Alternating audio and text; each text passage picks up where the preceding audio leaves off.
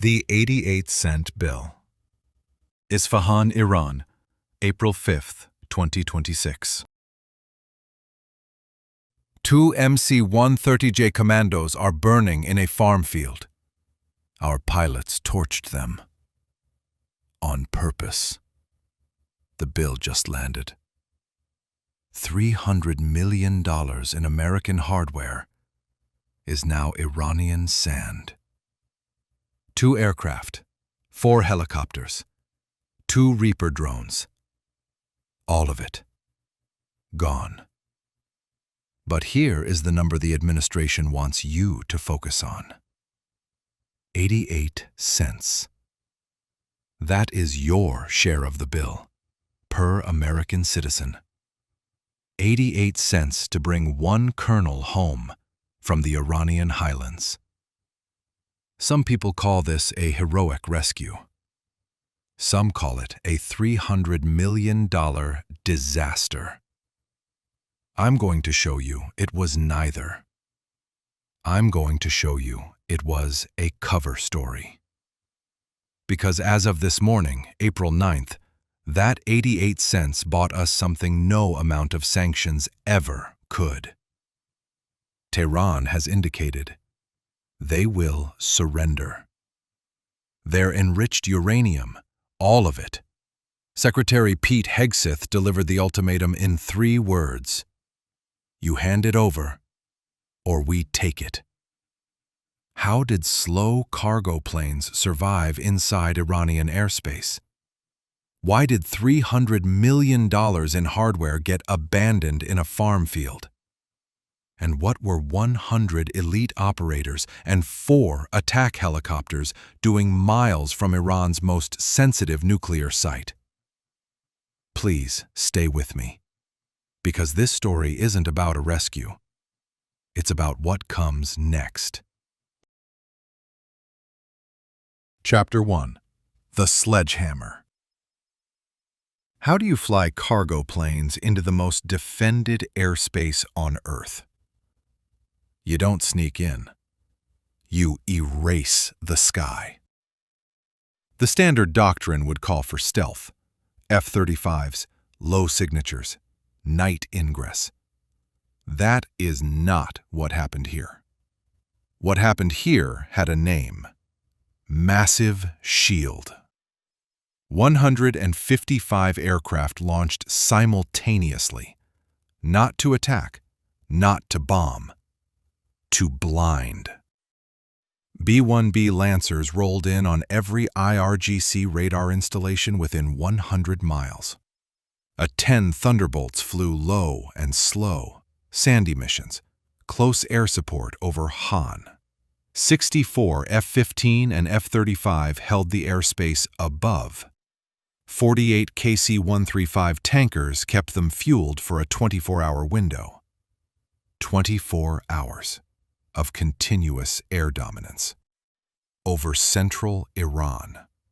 And threading through all of it, 5 EA-37B Compass Call aircraft.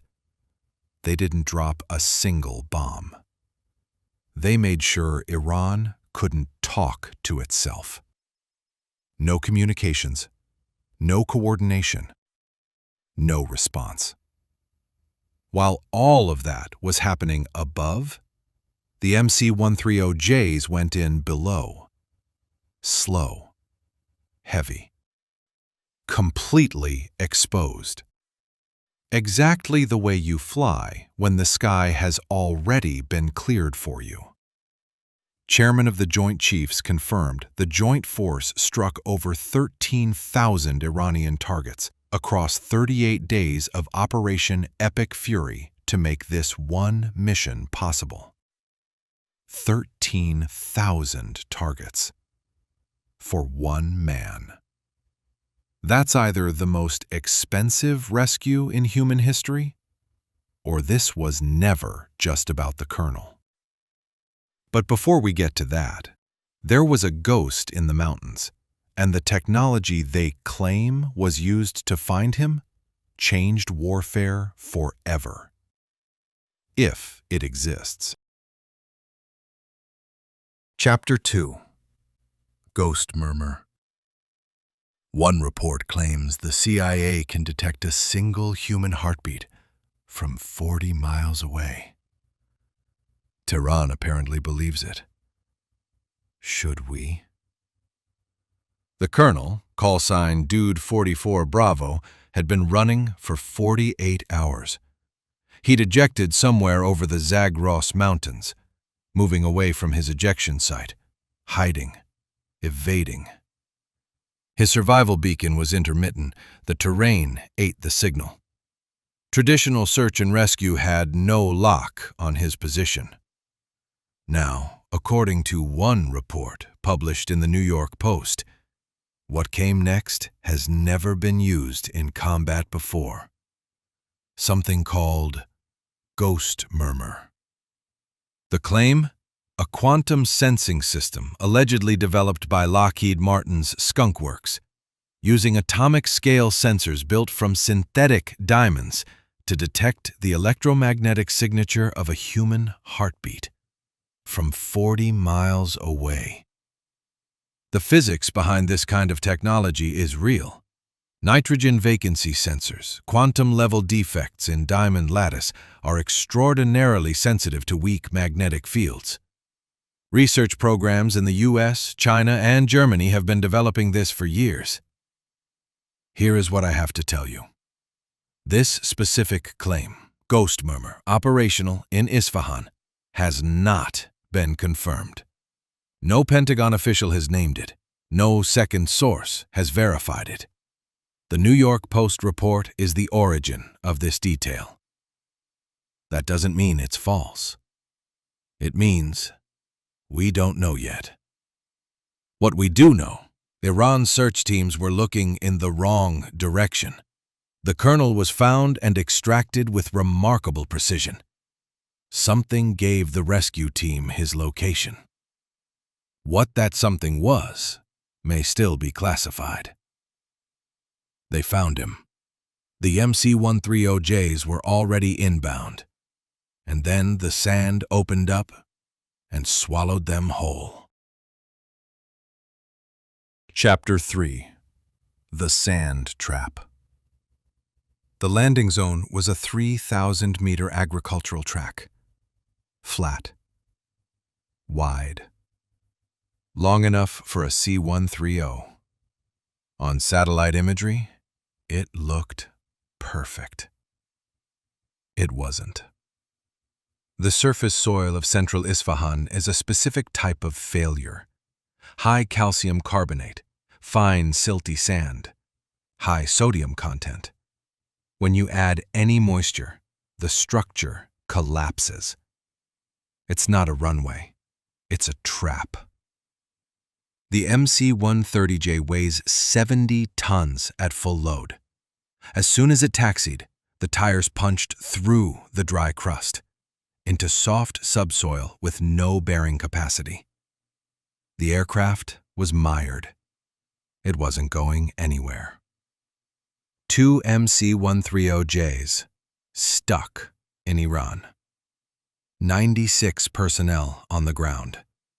The IRGC closing in. The command team made the call in minutes.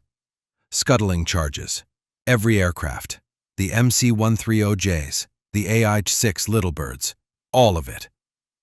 They blew up $300 million in American hardware and called for help.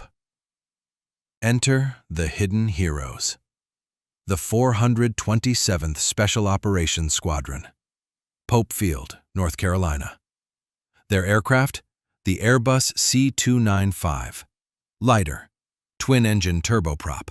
Low-pressure tires designed for soft surfaces. Auto-reverse. Can turn 180 degrees on 12 meters of runway. Where the 70-ton Commandos sank, the C-295s landed and held. Mission by mission, they pulled all 96 personnel off that field, including the colonel. 0 casualties. Every man came home. We traded metal for men, and in the calculus of this administration, that's not even a close call. Chapter 4. The Soul of the Individual. $300 million divided by 349 million Americans. Per the Congressional Budget Office and April 2026 census data, the per-citizen cost 85.9 cents. Rounded down, 88 cents. Secretary Hegseth stood at the podium and called that receipt a moral document.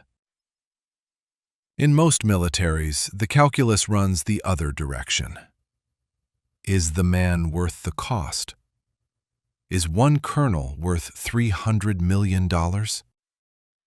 The American answer, built into this mission, is that question doesn't get asked. We move heaven and earth because we believe the individual is irreducible. Because every kid who signs that enlistment form deserves to know if it goes wrong, we're coming. Iran did not get their propaganda trophy. They did not get footage of an American officer in an orange jumpsuit. They got smoke. And they blinked. If this analysis is showing you the layer beneath the news, subscribe. More is coming. The Iran-China connection video is already in production because the story is just getting started. Chapter 5. The Cover Story. I want to be honest with you about something. What I'm about to tell you is not a news report. No official has confirmed this. No document has leaked it. This is my read, based on the assets, based on the math. You can disagree, but here's what I can't get past. The landing zone sat miles from Iran's primary underground nuclear facilities near Isfahan, the same facilities where Iran has spent a decade hardening against airstrikes. Now, look at the force package. 100 elite operators, 4 AH-6 Little Bird attack helicopters, and 2 MC-130J Commandos, each capable of carrying 92 passengers. Here is the question I keep coming back to. If the mission was to recover one downed WSO, why not use the C-295s that ultimately saved everyone anyway? They're lighter. They handle soft soil. They proved themselves capable on this exact mission. You don't need 2 70-ton commandos to pick up one man. And you don't bring 100 operators and 4 attack helicopters unless you're planning to fight your way into something or out of it. My inference, and I want to be clear, this is inference, is that the WSO's ejection provided legal cover under search and rescue protocols to insert a substantial ground force near Iran's most sensitive nuclear infrastructure. If that was the plan, the MC-130Js carried the raiding party. The C-295s were the contingency, the exfil option if things went sideways. And when the heavy aircraft sank in the Isfahan sand and Surprise was blown, the primary mission was aborted. The rescue became the story because the rescue was the only story left. I could be wrong. The force sizing could reflect standard doctrine for a high-threat environment. The proximity to the nuclear site could be coincidence of geography. But Tehran clearly drew its own conclusions, because 24 hours after the extraction, they indicated they would surrender the uranium. Make of that what you will. Either we went in for the kernel and Iran panicked anyway, or we went in for something else and the kernel was the cover. The outcome is the same either way. Chapter 7. The Beijing Calculation. China is Iran's largest oil customer. Iran is China's most reliable energy partner outside Russia. The Strait of Hormuz runs 20% of the world's oil. For decades, Beijing's Middle East strategy was simple: fund Tehran's stability, secure the energy flow, resist American pressure. Operation Epic Fury just removed that option from the board. When Trump sits down with President Xi in Beijing on May 14th, he arrives where China's primary Middle East disruptor has already been neutralized. On the agenda, a fragile trade truce and a potential 500-plane Boeing deal that would reshape global aviation supply chains. The 88-cent investment in one colonel's life was also a $500 billion opening move at the world's most important negotiating table. While everyone was watching the rescue, they were already setting up the next game. The receipt. Peace talks open in Islamabad tomorrow.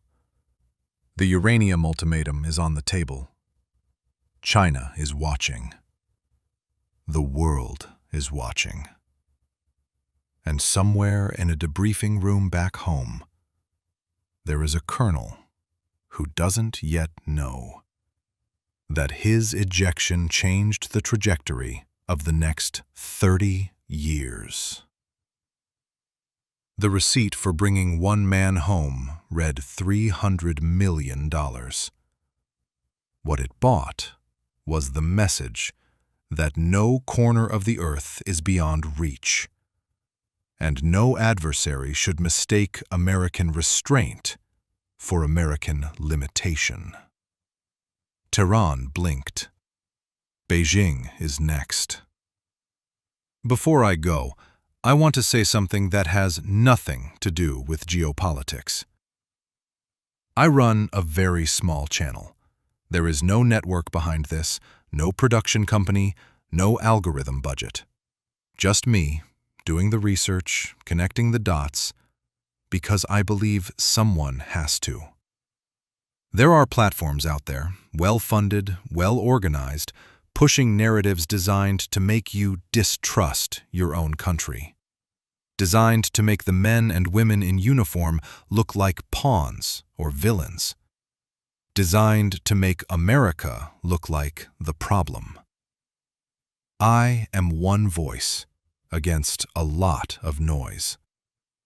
So if this video gave you something, a clearer picture, a fuller story, I am asking you from the bottom of my heart, share this with one person.